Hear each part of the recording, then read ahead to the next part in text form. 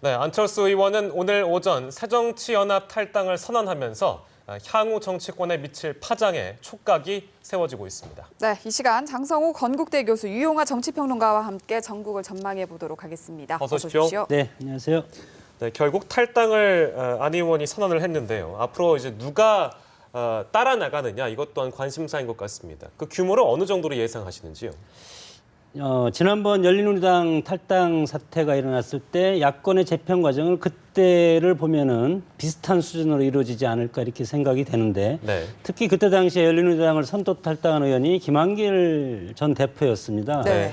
그래서 그 후에 25명이 탈당을 해서 중도개혁신당, 대통합민주신당, 그리고 통합민주당 이런 식으로 당명 개정을 거치면서 또다시 야권이 민주당 그리고 새정치민주연합까지 통합되는 과정을 거쳤기 때문에 네. 지금은 일단은 빅뱅이라는 것이 새누리당에서 지금 의구심을 갖고 보는 것이 마지막에 결국은 당을 창당해서 나중에 합당 과정을 거치면서 그 총선의 그 시너지 효과를 노리는 것이 아닌가 이런 의심을 받는 것이 그때 당시에 김한길 대표가 선도 탈당한 그때의 경험을 지금 새누리당이 보고 있는 것이 아닌가 이렇게 생각이 드는데 예. 지금 현재까지는 그때 당시의 시나리오 같지는 않지만 네. 나중에 당원들이 야권을 이렇게 지리멸렬하게 해서는 새누리당한테 200석 이상을 주지 않겠느냐.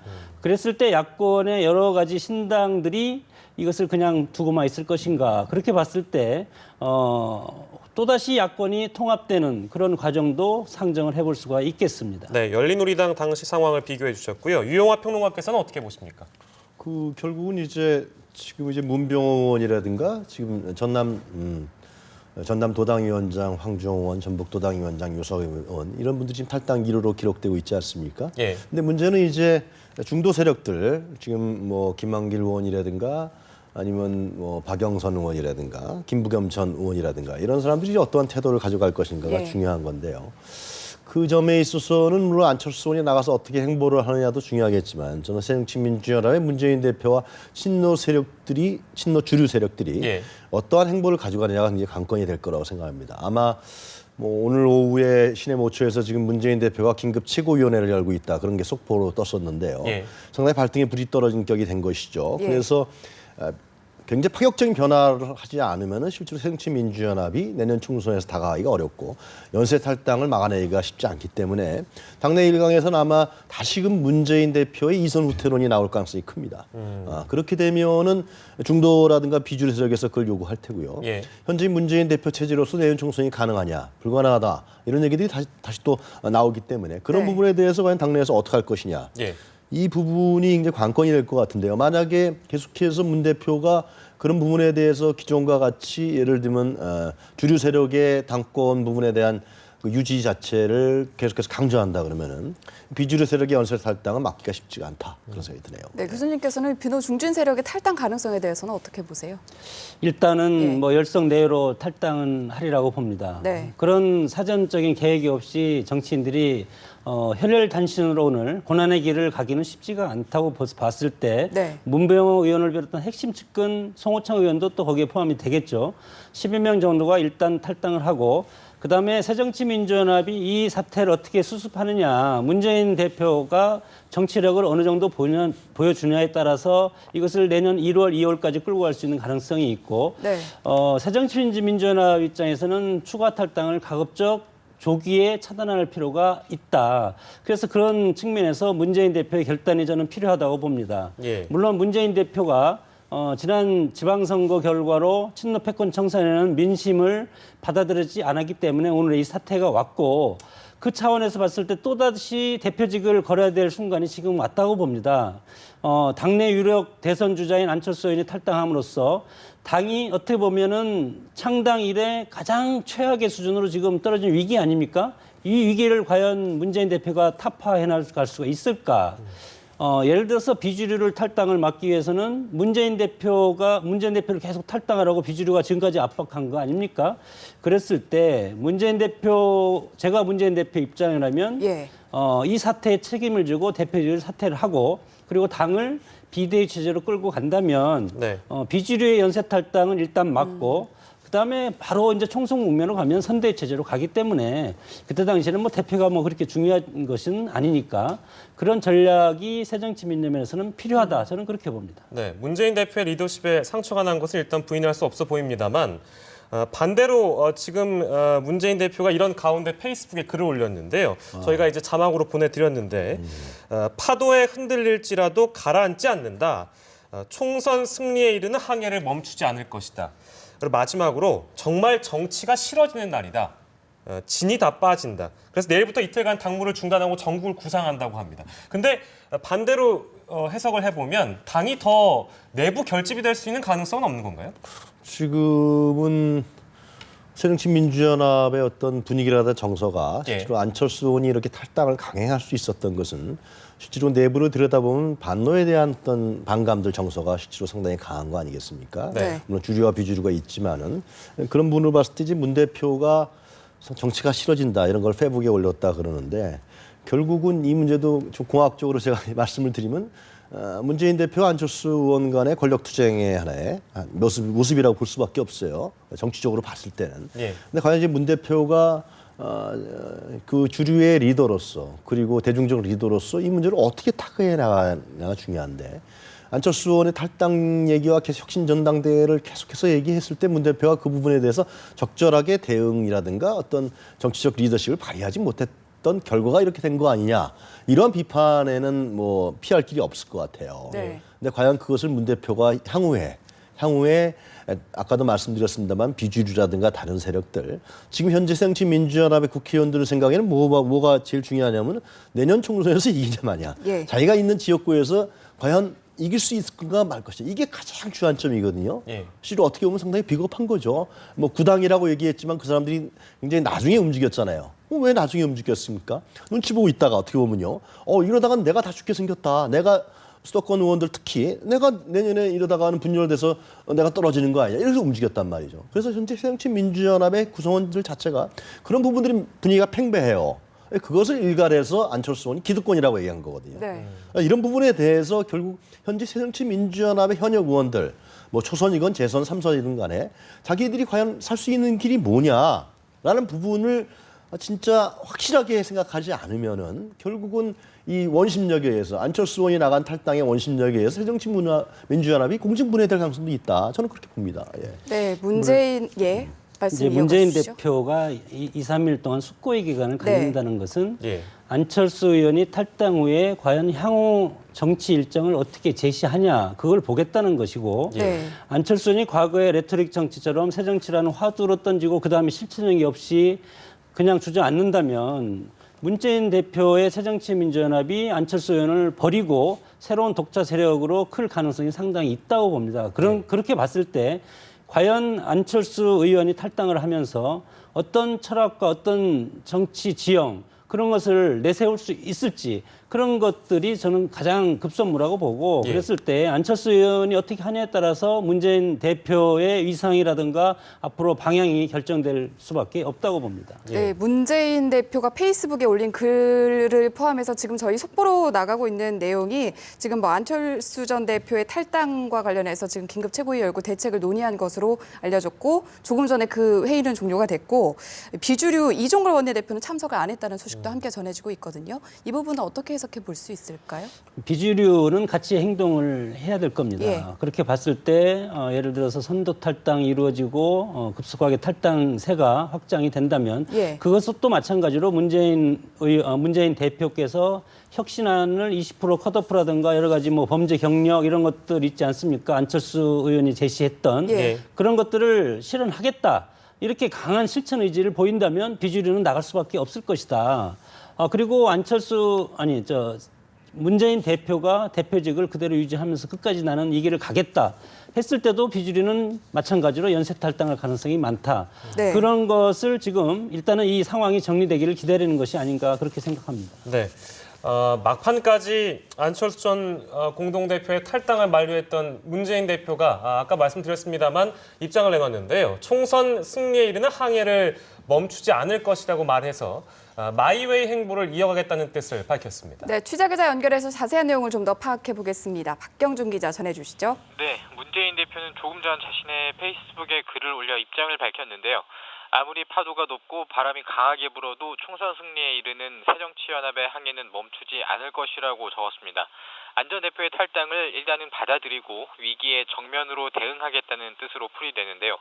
정치가 싫어지고 진이 다 빠질 정도로 지쳐서 주저앉고 싶지만 호랑이 등에서 내릴 수 없다고 적어서 위기 돌파의 의지를 드러냈습니다. 오전 내내 자택에 머무르던 문 대표는 오후에 서울 시내에서 최고위원 회의를 소집해 대책을 논의했습니다. 김성수 대변인이 서면으로 회의 결과를 브리핑했는데요. 안철수 전 대표의 탈당을 막지 못해 국민과 당원들께 송구스러운 한편 의원과 당원들의 만류에도 탈당을 강행한 데 안타깝고 유감스럽다고 전했습니다. 김 대변인은 당의 어려움을 조속히 수습하기 위해 최선의 노력을 다하기로 했다면서 당의 혁신을 흔들림 없이 추진해 나가기로 했다고 밝혔습니다. 그렇지만 이 혁신 작업이 얼마나 제대로 진행될지는 미지수입니다. 당장 오후 최고위원 회의에 비주류인 이종걸 원내대표가 불참해서 안 전 대표의 탈당으로 인한 지도부의 와해 상태를 그대로 보여줬습니다. 문재인 대표는 모레까지 이틀 동안 당무를 하지 않으면서 전국 운영 방안을 구상할 계획입니다. 지금까지 국회에서 전해드렸습니다. 네, 앞서 교수님 기자가 얘기한 것처럼 문 대표가 내일부터 이틀간 당무 중단하고 전국 구상에 나설 것으로 보이는데 일단 문재인 대표는 숙고에 들어갈 것이고 안철수 전 대표는 새로운 시나리오를 그려가고 있을 것으로 보이는데 어떤 시나리오 예상해 볼 수 있을까요? 뭐 앞으로, 녹록하지가 않을 겁니다. 일단 탈당을 했지만 과연 내가 예를 들어서 천정배 신당이냐 박준영 신당이냐 이런 호남 세력과 내가 과연 합칠 수가 있을까? 네.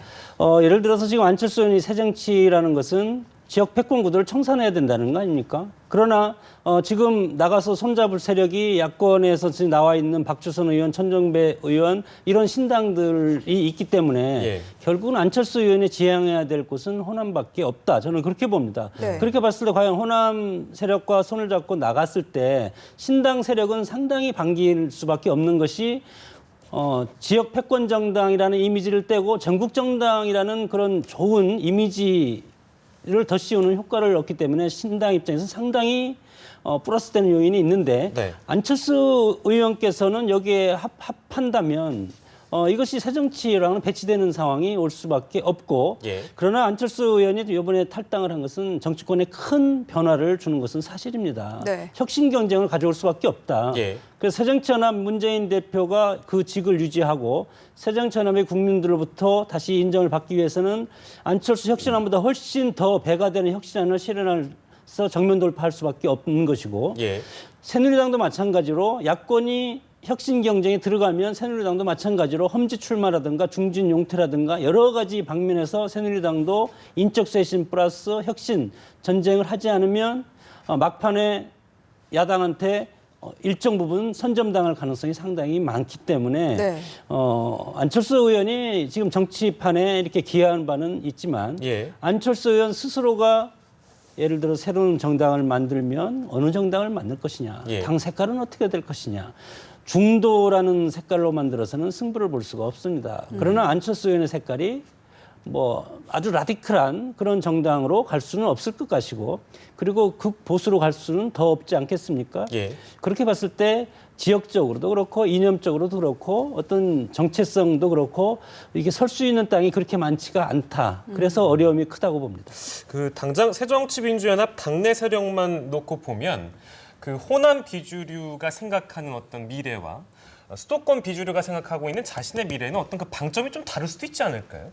이렇게 어떻게 다르다는 거죠? 글쎄요, 그러니까 호남 비주류는 지금 갖고 있는 생각이라는 것이 결국엔 자신들이 공천을 받을 것이냐 말 것이냐에 대한 부분을 생각할 수도 있을 것이고요. 수도권 비주류는 아무래도 여론에 민감하다 보니까 안철수 의원의 탈당이 가져오는 자신들의 어떤 마이너스 되는 부분들 그런 부분들도 고려할 수 있을 것 같은데요. 수도권에 있는 의원들은 현재 이제 두 가지 저는 생각이 나올 수 있다 이 생각이 드는데요. 하나는 지금 말씀하신 대로 안철수 의원이 탈당함으로 인해서 야권 세력이 분열함에 따라서 내년 총선은 보나마나 우리가 떨어지는 것이 아니냐 이런 것도 있지만은 저는 다른 사례도 좀 말씀드리고 싶을 필요가 있어요. 과연 이제 내년 총선에서 야권 지지자층들이 정말 그냥 지지부진하게 투표장에 안 나가고 양 세력을 나눠지면서 과연 새누리당 의원들에게 개헌 지지 과반 개헌 저지선을 돌파할 수 있도록 할 것이냐라는 부분에 대해서는 좀 봐야 된다라고 생각이 듭니다. 과거에 1988년도 13대 총선을 우리가 생각해 보면 그 당시 민정당이 있었고 DJ의 평민당과 YS의 민주당이 있었는데 실제로 선거 결과는 여소야대 현상이 나타났었고요. 또 15대 총선에서도 마찬가지로 한나라당이 있었고 당시에 김대중의 새정치국민회의가 있었고 그리고 이택 대표의 민주당이 있었어요. 그런데 제1야당은 새정치국민회의가 됐어요. 그리고 가까운 지난 2004년도의 17대 총선에서도 탄핵 국면에서 민주당이 있었고 열린우리당이 있었는데 대부분의 국민들은 열린우리당의 국회의원들을 지지하면서 과반 의석수가 넘었단 말이죠. 그렇기 때문에 내년 총선이 과연 일부에서 얘기하는 대로 과연 두 세력이 분열하면서 결국은 어부지리로서 새누리당의 국회의원들이 수도권에 선전할 것이냐. 예. 이것 좀 지켜봐야 된다. 예. 예를 들면 왜 그러냐 하면 현재 박근혜 권력 자체가 박근혜 정권이 상당히 일방적 통행에 대한 정치 행위를 많이 하고 있지 않습니까? 이런 부분들이 야권 지지자 특리 입장에서는 답답한데 만약에 진짜 말씀하신 대로 문재인 대표가 남아서 진짜 혁신 경쟁에서 진짜 제대로 된 정당으로 재탄생한다. 아니면 나가서 안철수 의원이 진짜 새로운 세력들을 모아내면서 정치 세력으로 변한다. 그렇게 되면은 야권의 지지자층들은 어차피 될 사람들 쪽으로 표가 몰릴 수밖에 없다. 근데 여태까지 표가 흐름이 그랬다는 겁니다. 네. 그리고 저는 안철수 의원에게 지금 이제 어디로 갈지 모르겠다고 교수님께서 지적하셨는데 저는 분명히 방향이 있다. 그것은 개혁적 중도 세력이라고 저는 생각합니다. 중도 세력이 막연한 것 같지만 실제로 우리가 87년에 6월 항쟁을 봤을 때도 결국 중도 세력이 나타나면서 그 당시 6월 항쟁이 이겼어요. 그 넥타이 부대가 나타났던 거죠. 그래서 어느 세계 역사나 한국 역사를 보더라도 중도 세력이 가장 중요한 거거든요. 중도 세력을 정치 세력화하는 일, 안철수의 무기는 결국 중도 세력이란 말이죠. 중도 세력을 정치 세력화하는 일은 가장 현재 정당에서 중요하다는 겁니다. 예. 과거에 DJ도 마찬가지로 중도 개혁 정당이라고 얘기했었습니다. 그럼 결국은 안철수 의원이 나가서 그런 개혁적 중도 세력들을 어떻게 자기 정치 세력화할 수 있는 기반으로 만드느냐. 결국 이 싸움이 되겠죠. 그래서 그거를 대표하는 사람들을 어떻게 영입해서 인물을 내세우느냐. 이 점이 가장 중요한 것이죠. 물론 천정배 신당과 다른 야권의 신당과 결합하는 부분들. 네. 그건 나중에 가서 2단계, 3단계에 가서의 시너지 효과를 노리는 부분들이고 나갔을 때 과연 자기 자신이 얘기하는 그런 무당파라든가 개혁적 중도 세력들을 어떻게 결집시켜 나가느냐. 이것이 안철수 의원의 신당에 저는 성패가 달려있는 문제다라는 생각이 들어요. 지금 이제 다당제를 말씀하시는 건데 네. 물론 다당제를 얘기한 적이 없고요. 예, 뭐 하여튼 다당제 같이 예를 들어 중도적 신당이라든가 새정치민주연합, 새누리당 이런 식으로 정당이 여러 개로 이제 분포해서 하면 되는데 그건 이제 다원주의적 시대에서 맞는 정당입니다. 사실 각각의 그러나 거기에는 지역 패권 정당이 배제된 상태에서 이것이 하는 것이 좋고 이념적인 스펙트럼이 딱딱 정해져 있을 때 이것이 가능한데 예를 들어서 새정치민주연합과 새누리당이 다 보수 정당을 자처하고 그리고 새누리당과 새정치민주연합의 스펙트럼이 내부를 보면은 다 비슷하게 포진돼 있습니다. 모든 다양한 이익 집단들을 포괄할 수 있는 그래서 무지개 정당이라는 비판도 받는데 그런 측면에서 봤을 때 이 지역 패권주의가 기승을 부리고 그리고 보수 정치가 줄을 서는 판을 치른 이런 상황에서 제3신당이 사실은 쓸당이 거의 저는 좀 힘들다. 그것이 원론적으로는 맞지만 그런 측면에서 제가 말씀을 드리는 거고 특히 중요한 것은 여기 이 상황에서는 두 포인트가 있다고 봅니다. 야당이 분열을 하고 가면 야당이 지렛mel을 할 거라고 당원들이나 국민들이 생각할 때 여당은 방만해지게 되고 그리고 여당성 후보가 무소속으로 나올 가능성이나 제3의 당으로 나올 가능성이 상당히 많고 그렇게 봤을 때 새누리당 역시 이 유탄을 피할 길이 없다. 그래서 새누리당도 혁신에 가속도를 붙여야 될 것이고 그리고 야권이 지리멸렬하게 가다가 재창당을 통해서 마지막에 가서 통합의 과정을 거친다면 그 시너지 또한 엄청나게 클 것이다. 예. 여기까지 새누리당 입장에서는 이것을 보고 대비를 해야 될 입장이기 때문에 앞으로 새누리당에서도 야권을 보고 그냥 즐기기만 할 것이 아니고 새누리당 혁신 경쟁도 불을 붙여야 된다고 봅니다. 그러니까 안철수 의원의 탈당을 우리가 그냥 개인의 어떤 대권을 향한 행보라든가 이렇게만 보면 현재의 야권 문제를 해결할 수 있는 저는 초점이 없다고 생각합니다. 그러니까 저는 어떻게 나눠지냐면 앞으로 새정치민주연합을 봐야겠지만 새정치민주연합의 주류라는 것은 기존의 친노 세력과 그리고 386 세력이죠. 이 세력들이 남을 것입니다. 중심이 돼서. 그 세력과 탈당한 안철수가 얘기하는 새로운 개혁적 중도 세력들. 그러니까 안철수 의원이 얘기한 낡은 진보라는 것은 결국 친노 세력과 386 세력이 얘기한 거예요. 그 사람들이 변하지 않고 있기 때문에 못하겠다라는 거거든요. 예. 그럼 나가서 새로운 개혁적 중도 세력을 만들어서 그 세력을 기반으로 해서 총선도 이기고 그리고 대안으로 만들어내고 대권으로 가겠다는 거거든요. 저는 이것이 야권의 재편에 내년 총선에서 어떻게 유권자들이 선택을 하느냐, 어떻게 서로 변하고 어떻게 만들어내느냐, 이게 저는 제일 중요한 관전 포인트라고 보여집니다. 예, 알겠습니다. 두 분 말씀 여기서 정리를 하도록 하겠습니다. 장성호 건국대 교수, 유용화 시사평론가였습니다. 두 분 고맙습니다. 고맙습니다.